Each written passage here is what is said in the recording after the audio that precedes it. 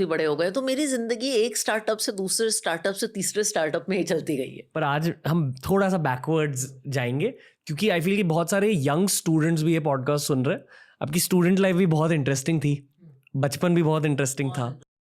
And मैं ये भी कहना चाहूँगा कि जो भी आप दुनिया में आज कर रहे हो, it requires a lot of energy, discipline, routines, mindset, strategy, mental health exchange. आप बहुत हाई क्वालिटी और हाई प्रेशर का काम कर रहे हो। करेक्ट। हिम्मत चाहिए इस टाइप के काम को करने के लिए, बट उसी हिम्मत को ज़्यादा जानने के लिए मैं रिवाइंड करना चाहूँगा थोड़ा। हाँ, स्टूडेंट लाइफ कैसी थी आपकी? तो मेरी स्टूडेंट लाइफ मैं ना जिसे कहते हैं स्टार्स इन योर आइज, जिसे इंग्लिश में कहते हैं कि आंखों में सपने लेके मैं बाहर पढ़ने गई थी। मैं वॉटन में पढ़ती थी, और मैं बहुत लोग फॉरेन एजुकेशन से वाकिफ़ नहीं है, तो मैं एक्सप्लेन करती हूँ। यूनिवर्सिटी ऑफ पेंसिल्वेनिया एक आईवी लीग यूनिवर्सिटी है, जी। दुनिया की सबसे अच्छी यूनिवर्सिटियों में से है। एंड मेरा कोई इरादा नहीं था बाहर पढ़ने का, और मैं इसलिए कह रही हूँ कि मुझे पता है बहुत सारे स्टूडेंट्स सोचते हैं कि ये चीज़ें इम्पॉसिबल हैं। क्या? मैं बाहर पढ़ना इतना महंगा है, ये तो सिर्फ अमीर माँ बाप के बेटे कर सकते हैं। और मेरी कुछ बहुत इंटरेस्टिंग कहानी थी, क्योंकि मेरे पापा बाहर रहते थे, डिप्लोमेट थे। उसके बारे में हम बात करेंगे। लेकिन 10वीं क्लास में मेरी मम्मी और मैंने डिसाइड किया कि मुझे बाहर पढ़ना है, चलो चांस लेते हैं। अब उस टाइम एक फॉरेन एजुकेशन की कॉस्ट 40,000 US डॉलर पर साल थी, विच वॉज अबाउट 1 करोड़ रुपए उस टाइम का। और पापा की सरकारी सैलरी थी। बहुत लोगों को लगता है आपके ऑनलाइन कमेंट्स में भी कि वो कोई डिप्लोमेट की बेटी बहुत रईसी से पली है, हम लोगों की सरकारी सैलरी थी। तो फॉर्म देख के मैंने मम्मी से कहा, आपका ख्वाब तो है पढ़ने का, लेकिन ये किसी तरह हो नहीं सकता, बिकॉज और मुझे बताया गया कि ये फॉरेन यूनिवर्सिटीज़ किसी को स्कॉलरशिप या एड देते नहीं है। जी। लेकिन मेरे एक अंकल ने मेरे से कहा कि आपका 1% तो चांस है एड मिलने का। मैंने कहा यार 1% चांस है मेरे क्या? He said, लेकिन what if you are that 1%? तो मैंने अप्लाई किया बाहर यूपेन में, और सबसे कम्पिटिटिव प्रोग्राम के लिए अप्लाई किया, जिसका नाम है Jerome Fisher program in management and technology, जो कि आपका देसी आईआईटी आईआईएम का 4 साल में कॉम्बो है। इंजीनियरिंग और मैनेजमेंट एंड दोनों? इंजीनियरिंग और बिजनेस का आपको 4 साल में डिग्री मिल जाती है। इसमें सिर्फ 50 स्टूडेंट्स को लेते हैं, दुनिया भर के 50 स्टूडेंट? दुनिया भर के 50 स्टूडेंट्स। तो आज अगर आप किसी यूएस एप्लीकेंट से पूछो एमएनटी प्रोग्राम क्या है, तो वो कहेंगे oh it is impossible to get in, हो ही नहीं सकता। मुझे ये सब चीज़ें पता ही नहीं थी। मैंने फॉर्म में देखा, पढ़ा, अप्लाई किया, स्कॉलरशिप के लिए भी अप्लाई कर दिया।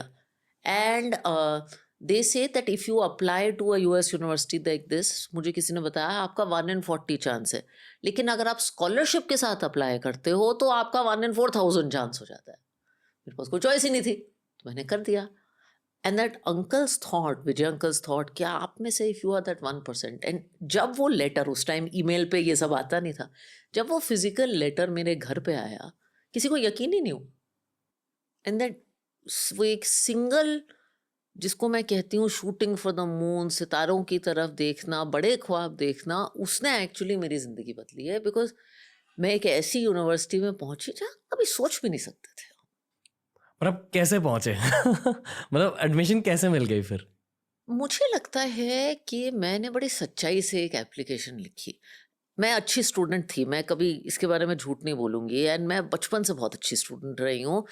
मेरे को ये नहीं था कि मुझे बड़े होके डॉक्टर बनना है या इंजीनियर बनना है, लेकिन जैसे बहुत लड़के-लड़कियाँ होते हैं, मुझे मेहनत करनी थी। And my father was a product, UPSC के प्रोडक्ट थे। जी। गंगो एक छोटा-सा डिस्ट्रिक्ट है सहारनपुर शहर जी, जी। में, जो यूपी में है, और वो बड़े सिंपल हालातों में पैदा हुए थे। एंड वो यूपीएससी में रैंक 7 आए, और उस पढ़ाई कर करके, मेहनत कर करके आज भी वो 70 साल में मेहनत ही करते हैं। तो मैंने घर में यही देखा है कि मेहनत करो। एंड वो हमेशा कहते हैं कि हर पीढ़ी पिछली पीढ़ी से एक जनरेशन लीप लेगी, और वो मेहनत करके ही लेगी। तो मैंने उनको मेहनत करते देखा, तो मैं अच्छी स्टूडेंट रही, और मैं अच्छी राइटर भी थी। यूएस कॉलेजेस में आजकल ये ऐसे राइटिंग का बड़ा हो गया, आजकल तो बहुत हेल्प भी मिल गई है इस काम के लिए, उस टाइम तो कोई हेल्प नहीं थी। सिंपल सवाल है, इस टाइप के करियर के लिए जो भी आपने सक्सेस देखा है अपनी लाइफ में, आप मुझे इस सक्सेस को पाने के लिए सेंटेंसेस बताइए। आ, मेंटालिटी ओरिएंटेड, एटीट्यूड ओरिएंटेड, या जो भी। बड़ा मुश्किल काम है, लेकिन मैं कोशिश ज़रूर करूँगी। आई थिंक सबसे पहले तो मुझे लगता है जो अपॉर्चुनिटी आपकी लैप में आए उसका आप बेस्ट करो। सोचो कि वो बॉल है और आपको उस बॉल पे छक्का मारना है। हम्म जो भी बॉलें आपकी तरफ आए उन पे आपको छक्का मारना है। कंट्रोल में आपके ये नहीं है कि कौन सी बॉल आपके पास है। Best opportunity may not come to you, लेकिन जो आए उस पे आप बेस्ट मारो। और मुझे लगता है मेरा करियर एक चांसेस और चॉइसेस का गेम है जिसमें balls have come to me, but whatever ball has come to me, I have hit that ball well। और किसी ने देखा अच्छा उसने वो बॉल अच्छी मारी है, तो फिर एक और अपॉर्चुनिटी आ गई और एक और आ गई और एक और आ गई। तो मेरा तो ये बहुत मानना है कि जो अपॉर्चुनिटी है उसकी बहुत इज्जत करो। एंड आई थिंक हम सबके पास बहुत अपॉर्चुनिटीज आती हैं। जी दूसरा मुझे लगता है कि गिव अप नहीं करना है। मुझे फाइनेंस एज अ करियर ने बहुत रेजिलियंस सिखाई है, क्योंकि यहाँ क्या होता है बहुत अच्छे वक्त भी आते हैं बहुत बुरे वक्त भी आते हैं। इनफैक्ट बहुत एक्सट्रीम्स होते हैं, तो हम लोग इतने पैसे बनाते हैं, हमारी लाइफस्टाइल इतनी अच्छी होती है, हमारे bonuses it can go to your head और आपको लग सकता है यार मैं तो भगवान हूँ। मतलब तुरंत करोड़ों में कमाई हो सकती तो है। कर और मैंने ये जब से मैं 22-23 साल की हूँ देखा है कि एक अच्छा मार्केट आया और आपको लिमोजीन घर छोड़ रही है जब आप 22 साल के हो। और आप हम्म अगर अपने कॉलेज कैंपस जा रहे हो तो आप एक पार्टी बस में जा रहे हो। और अगर आपने कहा कि मुझे ये जापान की ग्रीन टी चाहिए जो $30 पर कैन है, तो आपका ऑफिस आपके लिए मंगवा रहा है। That extreme and it can go to your head. But मैंने ये भी देखा है जब बुरा वक्त आता है तो आपको ट्रेन के पास के भी पैसे नहीं मिलते। एंड आप ऑफिसेज में मैंने देखा है खासकर यूएस में, which is a little more harsh as a country, कि एक कॉलीग जो मेरे से इतना ही दूर बैठा है जितना आप बैठे हो, उसको एक फ़ोन आता है आपकी नौकरी गई। उसका कंप्यूटर स्क्रीन ब्लैंक हो जाता है। वो शायद 5-6 साल से उस कंपनी में काम कर रहा है एंड सडनली एक सिक्योरिटी गार्ड एक बैग के साथ आता है और उसको ऑफिस से बाहर निकालता है। तो ये हाइज भी देखते हैं और ये लोज भी देखते हैं। तो एक बैलेंस्ड अप्रोच बहुत ज़रूरी है लाइफ में, कि वो हाइज को सर पे नहीं जाना चाहिए और वो लोज को दिल पे नहीं जाना चाहिए। और बस लगे रहना। और जिसको हम कंपाउंडिंग कहते हैं फिर वो होती जाती है। आपको क्यों नहीं निकाला गया उस कंपनी से, कोलीग को मुझे क्यों? Part of it is always किस्मत। मैं हमेशा पहले किस्मत कहती हूँ। Second, I have always been a I am not a very extreme person. मैं ज़्यादा झगड़ा नहीं करती बॉसेस के साथ। मैं थोड़ा अकोमोडेटिव हूँ। अ, तो आम तौर से ऐसे ले ऑफ टाइप सिचुएशन में या तो जो लोग जिनको बहुत ज़्यादा पैसे मिलते हैं अपनी कैपेबिलिटी के हिसाब से वो नज़र में आते हैं, या जो लोग थोड़े से एक्सट्रीम टाइप लोग होते हैं ना। मैं बहुत एक मॉडरेट पर्सन हूँ and I credit my father's diplomatic background for this, कि थोड़ा मॉडरेट रहो लाइफ में। मतलब आपने यूएस में भी काम किया और इंडिया में भी काम किया, ज़्यादा पॉलिटिक्स कहाँ होता है? चाहे आप 10th पास हो, 12th पास हो या ग्रेजुएट। मतलब आपने यूएस में भी काम किया और इंडिया में भी काम किया, ज़्यादा पॉलिटिक्स कहाँ होता है?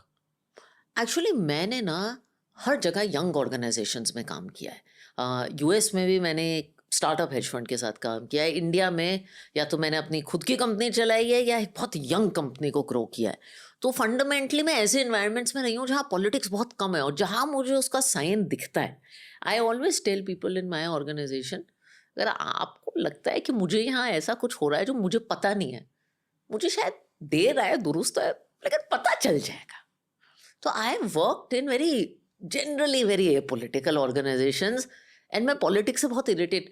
एंड आई ऑलवेज फील जो खुद के कंट्रोल में है even in my own organisations, I rarely know कि बाकी दुनिया में क्या हो रहा है, कि इसने इसके साथ या मैं इंटरेस्ट ही नहीं लेती हैं इन चीज़ों में, क्योंकि अपनी इतनी अपॉर्चुनिटीज़ जो मिली हैं भैया उन्हें तो मैक्स आउट करने का तो मुझे टाइम नहीं मिलता। नहीं, फिर आप इतनी सारी चीज़ों को बैलेंस कैसे कर रहे हो? कि अभी शार्क टैंक का भी एक एलिमेंट है, फेम आ चुका है, मदरहुड एक नया एलिमेंट आ चुका है। मैं तो ये मानता हूँ कि जब मेरे खुद के बच्चे हो जाएंगे, I am preparing for fatherhood such that मुझे, I don't know, please tell me अगर मैं गलत सोच रहा हूँ, पर मुझे ऐसा लगता है कि मुझे खुद थोड़ा सा स्टेप बैक लेना पड़ेगा करियर से। एटलीस्ट ये मेरा खुद का गोल है, इसलिए अब मैं बहुत ज़्यादा काम कर रहा हूँ, क्योंकि अब बच्चे नहीं है, शादी भी नहीं हुई है, तो बहुत भर भर के काम कर रहा हूँ। I think I am almost over working my self, ताकि बाद में एक बट डोंट, नहीं नहीं आई डोंट थिंक सो।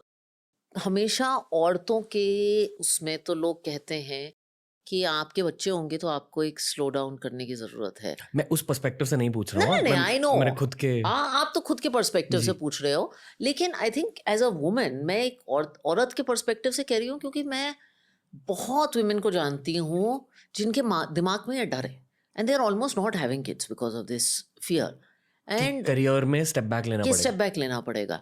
बदलाव आता है, डेफिनेटली प्रायोरिटीज में बदलाव आता है, मेरी प्रायोरिटीज में बदलाव है। For instance very simple thing, रात के इवेंट्स जो 8 से 10 बजे के रात के इवेंट्स होते हैं या 6 से 8 के, आई प्रेफर कि मैं थोड़ा अवॉइड कर लूँ, लेकिन मैं उसे कहीं और कॉम्पनसेट कर लेती हूँ। मुझे लगता है अगर मैं 3 दिन शार्क टैंक की शूटिंग करने जा रही हूँ तो फिर मैं 2 दिन घर से काम कर लूँगी या 1-2 दिन कुछ और कर लूँगी टू कॉम्पनसेट। तो आई ये बैलेंस ना एक बहुत कॉम्प्लिकेटेड शब्द है, and I don't like this word at all, because balance मुझे रणवीर ये इंप्रेशन देता है कि रोज ना मुझे 8 घंटे ऑफिस को देने हैं, 2 घंटे बच्चे को देने हैं, 1 घंटा माँ बाप को देना है। ऐसा होता नहीं है। जी। देर आर डेज जब आपका career is all consuming.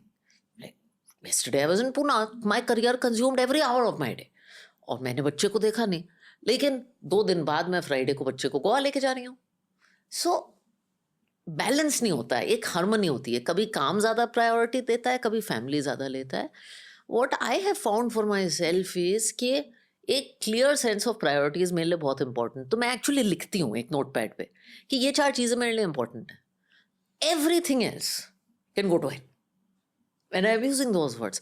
So 1, 2, I am a CEO, I have to do this with my company, this is important. My child is important. Okay, Shark Tank is important. I was writing a book. I wrote a book. That was important. ये 5 चीज़ें मेरे लिए important है। उसके अलावा everything else is a no. So for me, the biggest victory is I am learning to say no a lot more. You're learning to say no a lot more. I am learning to, which is very hard for me. मतलब events के अलावा क्या? Everything. आप मेरी company के advisory board पे आ जाओ, आप मेरे लिए ये कर लो, आप इस कुछ भी है, anything that consumes my time, चाहे वो सोशली हो चाहे वो प्रोफेशनली हो, I am learning to ruthlessly say no, because you know I always think of the smiling face of my 1.5 year old and I am like worth it. आपने pregnancy और work को कैसे manage किया? It was complicated for me to conceive. And again मैं इस topic के बारे में ओपनली थोड़ा बात करती हूँ क्योंकि लोग बात नहीं करते। क्यों नहीं बात करते लोग? इंडिया में बहुत टैबू हैं फालतू की चीज़ों को लेके, specially pregnancy and miscarriage. I don't know why nobody talks about it. Okay, मतलब ये anyway this is not something I have thought about also, so I have no perspective. ये पहली बार मैं सुन रहा हूँ। आप कभी किसी ऑफिस में जाके पोल देखो